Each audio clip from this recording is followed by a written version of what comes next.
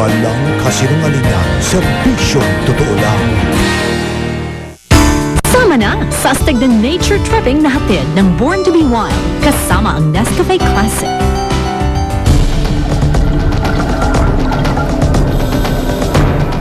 Kilala sa buong mundo ang mga shipwrecks ng Pilipinas. Katunayan, maraming eksperto ang pupunta sa bansa para mapag-aralan ang mga ito. Kung gaano kadami yung mga islang maliliit, ganoon din kadami yung mga islang malalaki na nabubuhay doon sa sunken na ship na ito. Napakaganda. Tuwing gumagawa ako ng istorya tungkol sa mga pawikan, lalo kong naiisip ang hirap ng kanilang pinagdaraanan para lang mabuhay. Sasabayan ko yung ilan dito. Tingnan natin kung hanggang saan ko sila masusundan.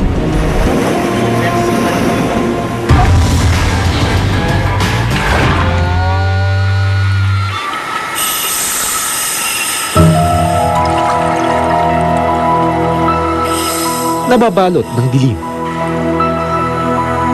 Tahimik na naghihimlay sa ilalim ng dagat.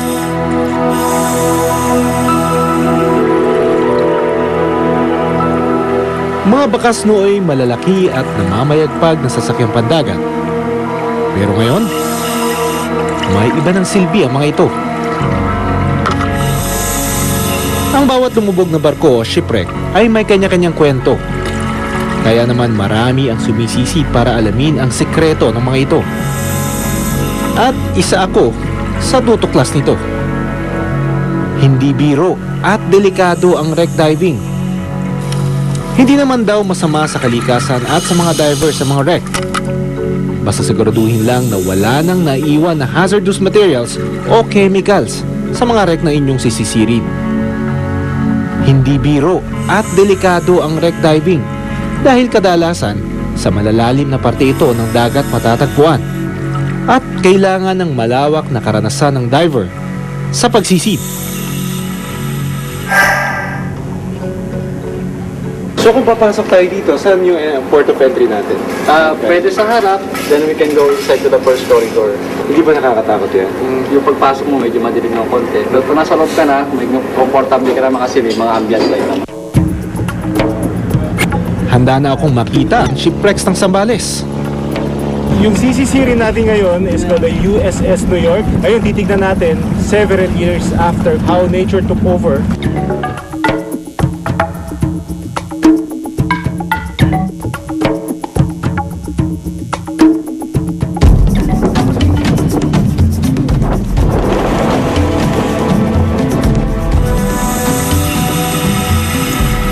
Sa ilalim ng 27 metro o halos 100 talampakan, makikita ang barko.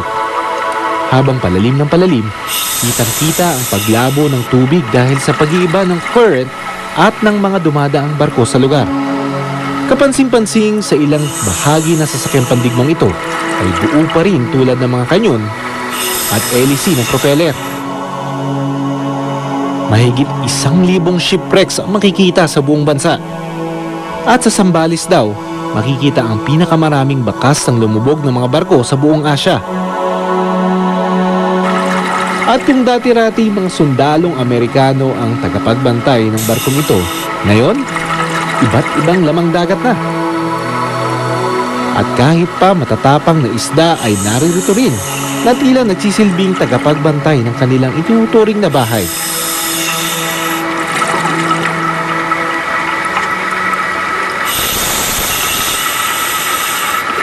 Pero hindi pa man ako nagtatagal sa ilalim. Nangyari ang hindi ko inaasahan.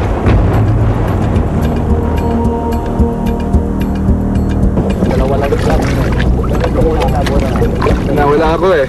Nadala ako ng alon papunta doon sa palayo. So pataas ako ng pataas. Pag ganun, yung lungs mo nag-expand. Patuloy ang pag-expand niya.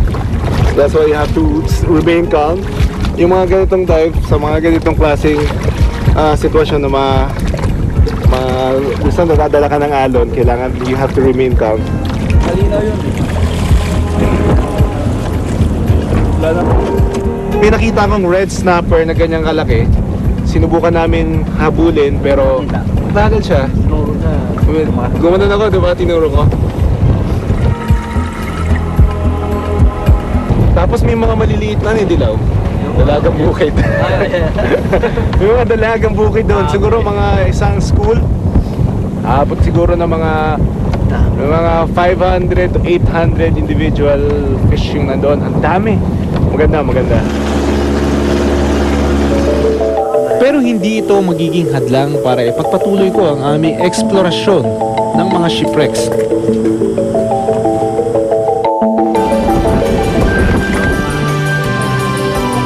Kilala sa buong mundo ang mga shipwrecks ng Pilipinas.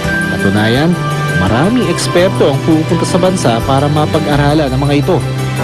Si Brian Homan, isang Australian archaeologist at eksperto sa shipwrecks, ang nakadiskubre ng kauna-unang shipwreck dito sa Pilipinas noong taong 1983, noong ipinag-utos ng National Museum ang pagsisid sa mga lumubog na barko sa Mindoro. Siya rin ang nakadiskubre ng USS New York, ang pinakasikat na shipwreck sa Subic, Zambales, na una kong nasisid. Para kay Brian, malaki ang papel ng ginagampanan ng mga lumubog na barko sa muling pagbangon ng Olongapo mula sa trahedyang dulot ng pagputok ng Mount Pinatubo.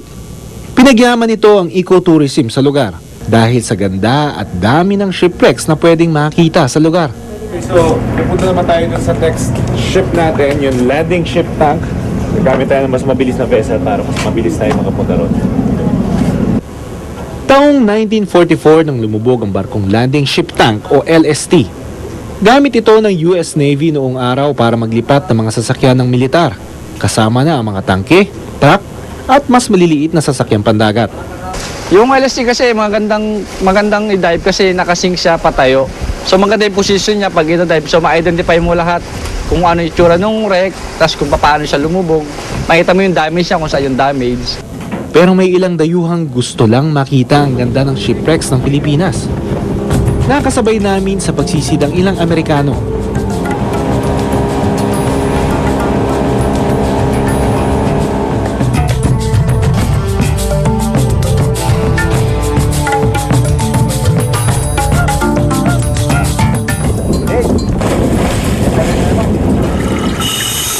Maingat nilang pinasok ang landing ship tank para hindi mawala sa loob ng lumubog na barko at para makasiguradong ligtas silang makakalabas, kailangan nilang maglagay ng linya sa kanilang dinaanan. At kahit pa masikip at makikipot ang parte ng barko, kanilang pinasok.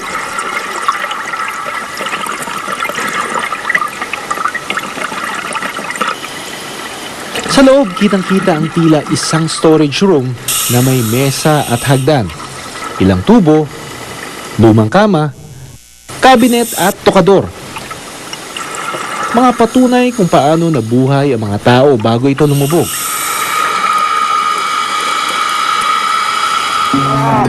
Paglaro pa sa puset.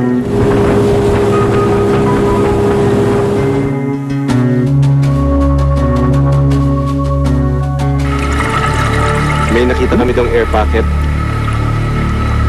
Kung gaano kadami yung mga islang maliliit, ganoon din kadami yung mga islang malalaki na nabubuhay doon sa sunken na ship na ito. Napakaganda.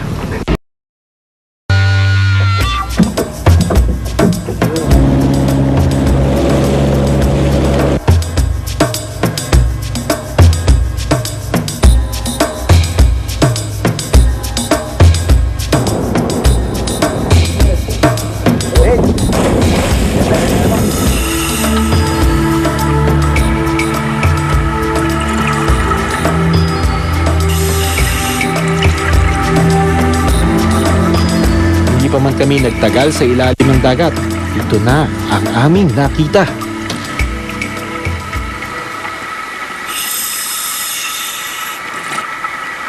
Mga naglalakihang barakuda.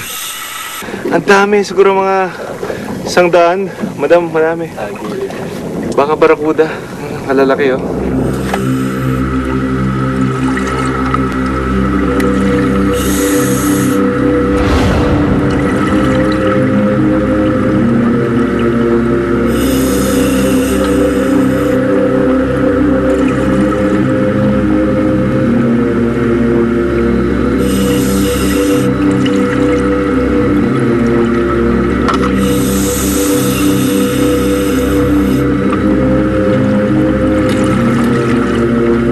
At may mga tila gwardiya sa ring nagbabantay malapit sa barko. Namataan namin ang ilan dito. Ang blue spotted ray, stonefish at cuttlefish. Nakakaaliw man kung tignan, hindi biro ang taglay nilang laso. Maganda itong dive na to. Mas malinaw yung tubig ngayon, mas maganda yung visibility, at ang daming isda sa vessel na ito sa ibabaw. Maganda yung pag-accept sa kanya ng dagat.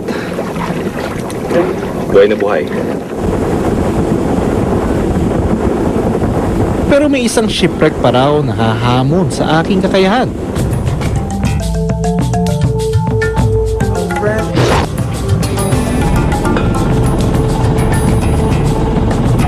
Pagpasok dito, dahan-dahan lang.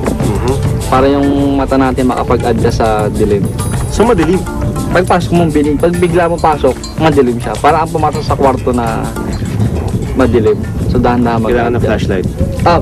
May draw tayo ng mga flashlight para kung gusto natin magtingin-tingin. Pumunta sa may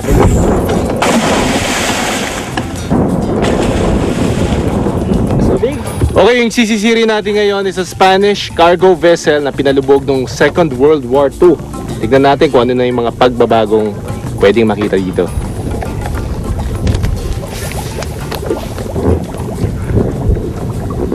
Yeah.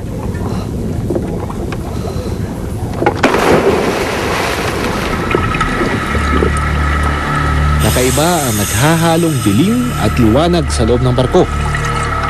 Kitang-kita ang paglipas ng panahon sa bawat sulok nito.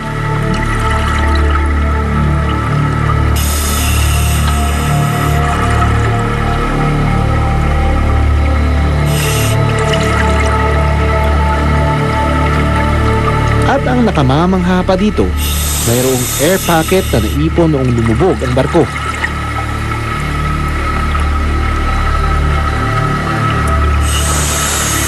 May nakita kami dong air pocket. Kung gaano kadami yung mga islang maliliit, ganoon din kadami yung mga islang malalaki na nabubuhay doon sa sunken na ship na ito. Napakaganda.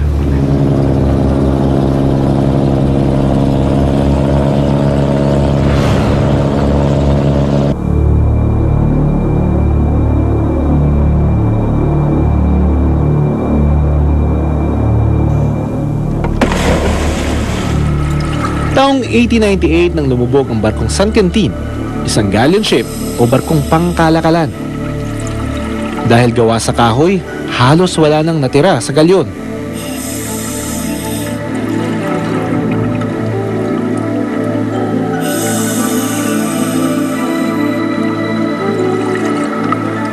Sa sobrang linaw ng tubig, para kang nasa loob ng malaking aquarium.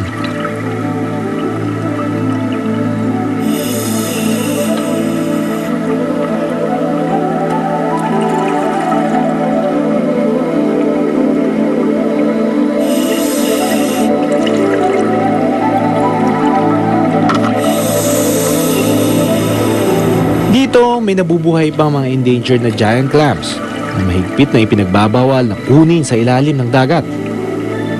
Maaaring luma at tila hindi na mapapakinabangan ang mga barko ngayong nasa ilalim ng dagat. Pero nagsisilbi silang paalala ng ating nakaraan. Kaya naman, pati mga dayuhan, nahuhumaling rin sa Subic shipwreck dive sites. Most people learn to dive, I think, to look at the reef and to see fish initially, don't they? And then you realise there are shipwrecks and things which are in diveable depths. And most of us, I think, are drawn to that. Hindi lang pinag-aaralan ng mga dayuhan ng mga shipwreck sa bansa. Mayroon din na dito ginagawa ang kanilang training.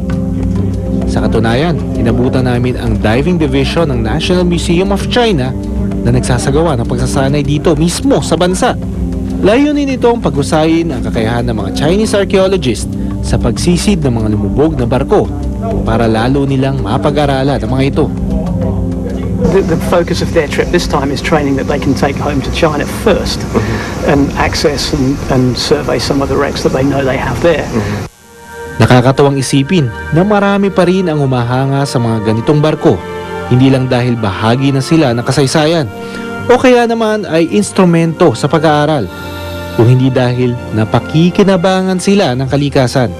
Kaya naman ang mga diver ng Subic, puspusan din ang pangangalaga sa mga shipwrecks dito. Dahil sa kalaunan, tao rin naman ang makikinabang. Dinarayo ng mga turista, maninisid, mga dalubhasa ang mga lugar na kagaya nito na may mga shipwrecks para suriin ang pag-aralan ng mga ito. Pero kung tutusin, matagal nang lumipas ang kanilang kapakinabangan. Pero si kalikasan, nakahanap pa rin ng paraan. Ako si Doc Ferds Resio, born to be wild.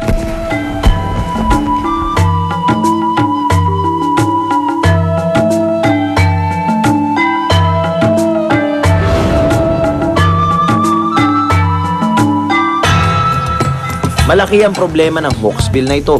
Dahil sa unang tingin pa lang ay mali na ang kanyang itsura. Etong isa, pansin ko medyo may humpback siya. Oo. Ayun ang abnormal. Ilang araw na ang nakakaraan, naging laman ng balita ang mga pawikan. Bagamat nanganganib na ang bilang, isa pa rin ang mga pawikan sa mga hayop na madalas hulihin para gawing pagkain at dekorasyon. Ang hindi alam na marami sa atin, hindi biro ang buhay ng mga pawikan. Mula sa pagiging itlog nito hanggang sa unang paglangoy niya sa karagatan.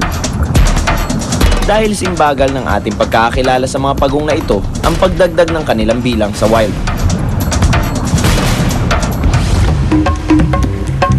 Binalikan ko ang Pawikan Conservation Center sa Morong Bataan para muling sariwain kung paano ba nila sinisimulan ang pakikipagsapalaran para lang mabuhay. Sa center na ito kasi may kita ang unang mga parte ng kanilang life cycle. Nasabi mo mga...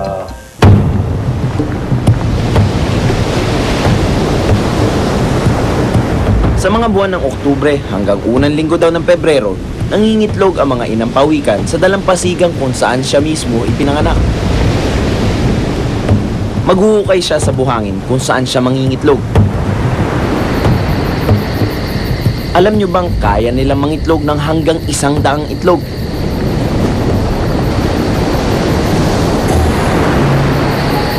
Matapos ang pangingitlog, ilulubog o tatabunan uli ng inang pawikan ang kanyang mga itlog para hindi ito makita at makain ng ibang hayop.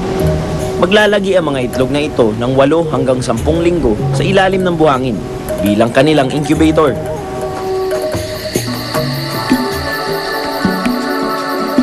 At kapag handa na silang lumabas sa kanilang naging incubator, sariling sikap nilang inaakyat ang ibabaw ng buhangin upang magsimula ng kanilang buhay. Maswerte kaming makasaksi ng ganitong mga pangyayari. Kasi in-expect na namin dito, gabi-gabi, may mag-hatch na. May pagkakataong isang gabi wala, kung sobrang init ng panahon, yung pa naaantala. Hindi na sila umakyat kasi nasa-sense nila yung temperature doon sa surface. Mainit. Nag-aantay muna yan. Nag-aantay sila ng mga malamig na Pero hindi lahat ng itlog masisilayan ng mundo. Dahil may mga ilan na nabubugok o nasasabit sa mga ugat hanggang hindi na sila makaahon sa lupa. Tulad na lang na nasaksihan ko noong 1 taon na pumunta ako dito.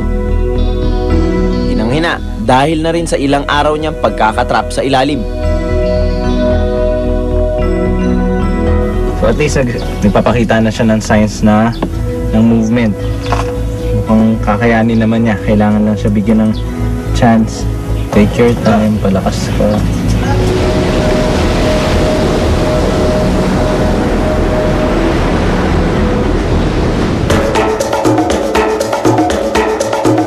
So mula sa hatchery hanggang doon sa pag-collecta natin doon sa mga baby sea turtles, ito at i-release na natin sila sa wild. Dapat immediate ang release ito at once. Dahil ang hatchling ay hindi kumakain ng 3 araw yan. Ang kanyang food source lang ay nandun sa puson niya o pusod. So hindi ko mapigilan maging curious kung anong itsura nito mga baby pawikan na habang lumalangoy sila pagka lagpas nila dito sa buhangin. So gamit ang aking waterproof camera, sasabayan ko yung ilan dito. Tingnan natin kung hanggang saan ko sila masusundan.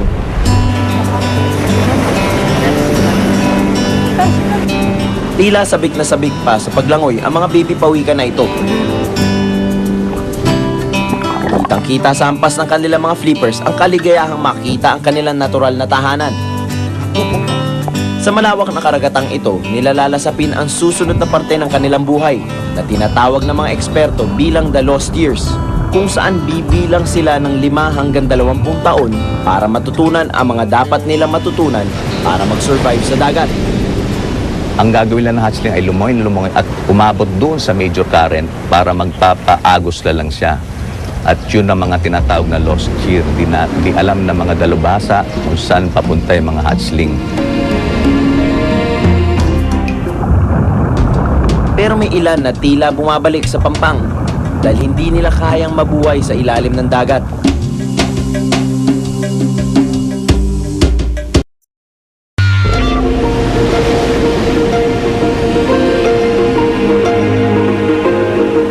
Matapos malasap ang unang paglangoy sa malawak na karagatan, may ilang pauwikang tila bumabalik sa pampang.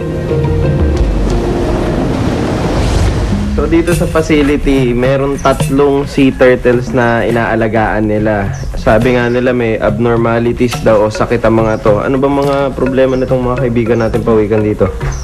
Ito tong malaki, ay green turtle. Naputol yung kanyang right flipper. Yung tip ay mapapansin mo, di ba? Ayun, may tapyas. Oo. Etong dalawa, itong pansin ko itong isa medyo maputla. Ito ay pinalaki ng isang pamilya sa Limay, Bataan. Pinalaki siya sa batya. Sabi noong may-ari, araw-araw daw, binabrush nung anak niya. Dahil sa tuwa. Sa tuwa siguro. Kaya puting-puti, akala mo Amerikano nang galing dito yan eh. Etong isa, napansin ko medyo may humpback siya. Oo. Yun ang abnormality niya. Tapos nung mapansin ng mga mangisda na abnormal siya, dinala dito. So nahuli siya, nasa surface na siya. Kaya doon lang sa mababaw na siya nakita. So definitely yung isa, pag gumaling na yung kanyang sugat sa kanyang flipper, papakawalan na yan. Papakawalan natin yan. Pero itong dalawa mukhang kailangan na alagaan to. Oo, alagaan sila eh. Malaki ang problema ng hawksbill na ito dahil sa unang tingin pa lang ay mali na ang kanyang itsura.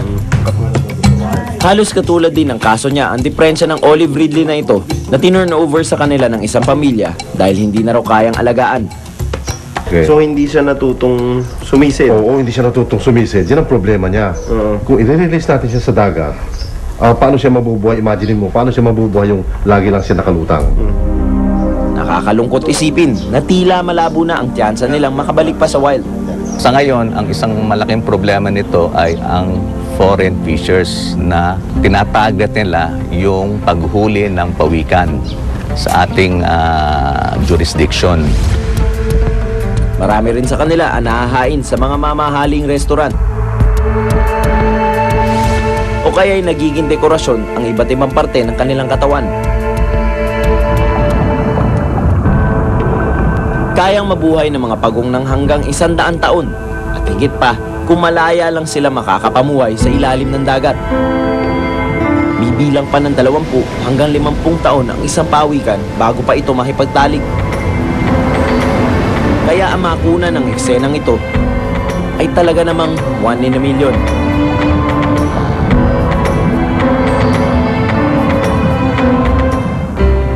Tuwing gumagawa ako ng istorya tungkol sa mga pawikan, lalo kong naiisip ang hirap ng kanilang pinagdaraanan para lang mabuhay. Indikasyon ng isang malusog na karagatan ang pamumuhay ng mga pawikan rito. Sana bawat dagat na aking mapupuntahan, may pawikang masisilayan. Ako si Kiko Ruscha, born to be wild.